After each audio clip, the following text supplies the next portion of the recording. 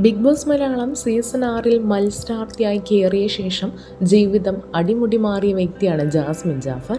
ഹൗസിലെ ചില പ്രവൃത്തികൾ മൂലം ജാസ്മിൻ്റെ ഉറപ്പിച്ച കല്യാണം പോലും മുടങ്ങിപ്പോയി. ഗബ്രിയുമായുള്ള ജാസ്മിൻ്റെ സൗഹൃദം പരിധി വിട്ടു എന്ന് മനസ്സിലായപ്പോഴാണ് ഭാവി വരൻ അഫ്സൽ വിവാഹത്തിൽ നിന്നും താൻ പിന്മാറുകയാണെന്ന് അറിയിച്ചുകൊണ്ടെത്തിയതും. ജാസ്മിൻ തൻ്റെ സ്നേഹത്തിന് ഒരു വിലയും കൽപ്പിച്ചില്ലെന്നാണ് ബന്ധം അവസാനിപ്പിക്കുന്നുവെന്ന് പറഞ്ഞുകൊണ്ട് അഫ്സൽ എത്തിയതും. എന്നാൽ വിവാഹം മുടങ്ങിയ കാര്യം ജാസ്മിന് അറിയുകയുമില്ല.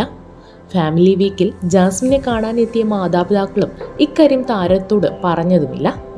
നാളുകൾക്ക് മുൻപ് അഫ്സൽ കൊടുത്ത പാവയും മാതാപിതാക്കൾ കഴിഞ്ഞ ദിവസം ജാസ്മിന് കൊടുക്കുകയും ചെയ്തു. അഫ്സൽ പുറത്ത് കാത്തിരിപ്പുണ്ടെന്ന തരത്തിലാണ് മാതാപിതാക്കൾ ജാസ്മിനോട് സംസാരിച്ചതും. അഫ്സലിനോട് തൻ്റെ അന്വേഷണം പറയണമെന്നും ജാസ്മിൻ പറയുകയുണ്ടായി. മാതാപിതാക്കളുടെ ഈ പ്രവൃത്തിയോടെ വെട്ടിലായത് അഫ്സൽ തന്നെയാണ്. വാക്കിന് വിലയില്ലാത്ത നിലപാടില്ലാത്ത വ്യക്തിയാണ് അഫ്സൽ എന്ന് പറഞ്ഞാണ് സോഷ്യൽ മീഡിയ ഫാമിലി വീക്കിന് ശേഷം അഫ്സലിനെ പരിഹസിക്കുന്നത്. ഇപ്പോഴിതാ ഇതുമായി ബന്ധപ്പെട്ട ഹെലനോ സ്പാർട്ട എന്നറിയപ്പെടുന്ന ധന്യ പറഞ്ഞ വാക്കുകളാണ് വൈറലായി മാറിയിരിക്കുന്നത്. ബന്ധം മുന്നോട്ട് കൊണ്ടുപോകാൻ ആഗ്രഹിക്കുന്നുവെന്ന കാര്യത്തിൽ ഒന്നും തന്നെ അഫ്സൽ ജാസ്മിൻ്റെ മാതാപിതാക്കളോട് പറഞ്ഞിട്ടില്ലെന്നും ജാഫർ അങ്കിൾ ഹൗസിൽ പറഞ്ഞതെല്ലാം അദ്ദേഹം കയ്യിൽ നിന്നും ഇട്ടതാണെന്നാണ് താൻ അഫ്സലിനെ വിളിച്ച് സംസാരിച്ചപ്പോൾ അറിയാൻ കഴിഞ്ഞതെന്നാണ് ധന്യ ഇപ്പോൾ തുറന്നു പറയുന്നത്.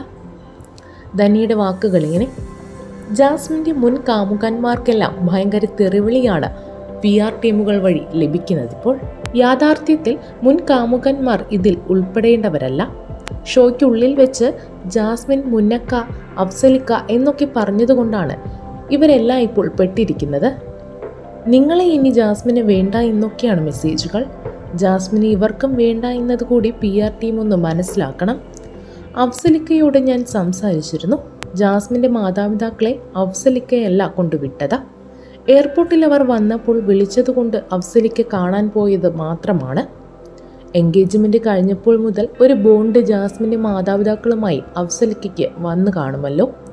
അതിൻ്റെ പേരിലാണ് വിളിച്ചപ്പോൾ മാതാപിതാക്കളെ കാണാനായി പോയത്.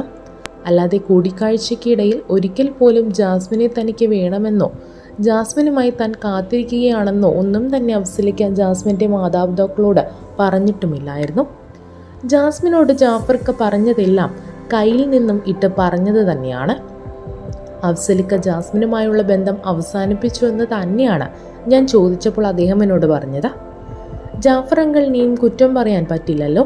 കാരണം കാക്കയ്ക്ക് തൻകുഞ്ഞ് പൊൻകുഞ്ഞ് എന്നാണല്ലോ. സ്വന്തം മക്കളുടെ കാര്യം വരുമ്പോൾ മാതാപിതാക്കൾ സെൽഫിഷാകും.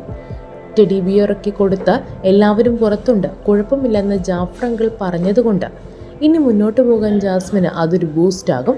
മകളുടെ ഭാവിയെക്കുറിച്ച് ചിന്തിച്ചാണ് ജാഫർ അങ്കിൾ ഇതെല്ലാം അവിടെ ചെയ്തത്. എല്ലാം ശരി തന്നെ. പക്ഷേ അങ്ങനെ ജാഫർ അങ്കിൾ ചെയ്തപ്പോൾ അതെല്ലാം ബാധിച്ചത് അഫ്സൽ എന്ന വ്യക്തിയെ കൂടിയാണ്.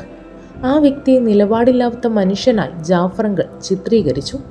അഫ്സലിനെ നിങ്ങൾ വീണ്ടും ജനങ്ങൾക്ക് ഇട്ടുകൊടുക്കുകയാണ് ചെയ്തത്. എല്ലാം അവസാനിപ്പിച്ചു എന്ന് പറഞ്ഞ അഫ്സൽ പുറത്ത് കാത്തു നിൽക്കുന്നുവെന്ന് മകളോട് ജാഫർ അങ്കിൾ പറഞ്ഞപ്പോൾ ഈ ചെയ്യുന്നത് അഫ്സലിനെയും ഫാമിലിയെയും എത്രത്തോളം ബാധിക്കുമെന്ന് നിങ്ങൾ ചിന്തിച്ചായിരുന്നു? പ്രേക്ഷകർ എങ്ങനെ എടുക്കുമെന്ന് നിങ്ങൾ ചിന്തിച്ചുവോ? മകളുടെ കാര്യം നോക്കുമ്പോൾ അഫ്സലിൻ്റെ മെൻ്റൽ ഹെൽത്ത് കൂടി നിങ്ങൾ പരിഗണിക്കണം. അത്രത്തോളം മെസ്സേജുകളും കമൻറ്റുകളുമാണ് അഫ്സലിന് വരുന്നതും എന്ന് പറഞ്ഞുകൊണ്ടാണ് ധന്യ ഇപ്പോൾ എത്തിയിരിക്കുന്നത്.